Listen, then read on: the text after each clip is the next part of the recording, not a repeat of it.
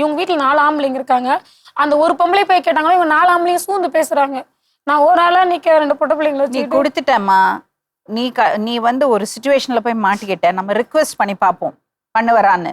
ஆனா உங்க கையில லீகலா எந்த ஹோல்டும் கிடையாது. உன்னை ஏமாத்தி தான் வாங்கியிருக்காங்க. ஆனா எதுவுமே பண்ண முடியாது. நான் என்ன ஒரே ஒரு அட்வைஸ் தான் சொல்வேன். அவளுக்கு உடம்பு வேற சரியில்லை சொல்றா. 3 பசங்களையும் ஹாஸ்டல்ல போடுங்க. அந்த பொண்ணுக்கு ஆப்ரேஷன் பண்ணி அவ உடம்ப தேய்த்து விடுங்க. அவ வேலைக்கு போயிட்டு அவ பாத்துக்கட்டும். எப்பப்ப முடியுமோ போய் குழந்தைங்களை பார்த்துட்டு வரட்டும். நம்ம நாளைக்கு 2 பொம்பளை பசங்களையும் இதே மாதிரி உட்கார வைக்க போறியா?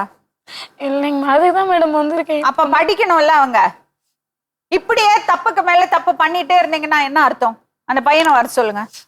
நான் போன வருஷமே சொன்னேன் மேடம், ஹாஸ்டல் எடுத்துன்னு போய் சேர்த்துரு, அதுங்க படிக்கிட்டோம்.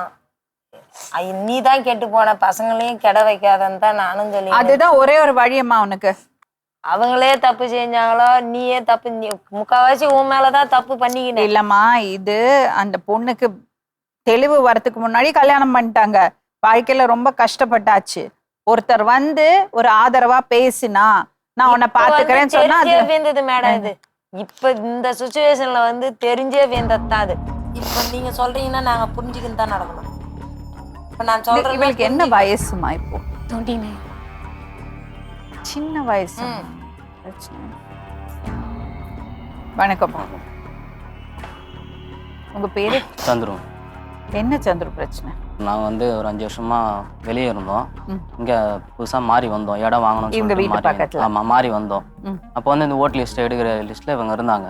எங்களுக்கு ஓட் லிஸ்ட்டு இங்கே இணைக்கிறேன்னு சொல்லிட்டு பேசி வச்சுலாம் அப்போ பேச்சுவார்த்தையில் பேசிகிட்டு இருந்தோம். நான் என்ன கேட்குறேன், கல்யாணம் ஆகி 2 குழந்தைங்க இருக்காங்க, உங்களுக்கு தெரியும். ஏன் இந்த மாதிரி பண்ணுறீங்க? புருஷன் பொண்டாட்டிக்குள்ளே 100 பிரச்சனை இருக்கலாம். ஆனால் அவங்க கல்யாணம் ஆகி ஒருத்தரோட வாழ்ந்துட்டு இருக்காங்க. அந்த மாதிரி இடத்துல நீங்கள் நுழையலாமா? ஏன் உங்களுக்கு அட்ராக்ஷன் தோணிடுச்சா? அந்த மாதிரி நடந்து போச்சு, உங்களுக்கு அவங்கள பிடிச்சிருந்தது? அவங்க பண்ணது அந்த மாதிரி பண்ணிட்டு இருந்தாங்க. அவங்க பண்ணது அந்த மாதிரி பண்ணிட்டு இருந்தாங்க. என்ன பண்ணாங்க அவங்க? அந்த மாதிரி சரியில்லை, ஹஸ்பண்ட் சரியில்லை, ஹஸ்பண்ட் சரியில்லை அப்படின்னு சொல்லிட்டு பேசிட்டு ரொம்ப ஈஸியா சொல்லிடலாம் பொண்ணு மேல. உங்களுக்கு புத்தி இல்லை? உங்களுக்கு என்ன வயசு? 27 ஆகும். ஏன் அந்த பொண்ணு மேலே அந்த பழிய போடுறீங்க?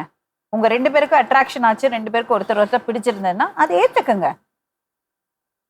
அதை விட்டுட்டு அவங்க தான் பண்ணாங்கன்னு எவ்வளவு மோசமான விஷயம் அது.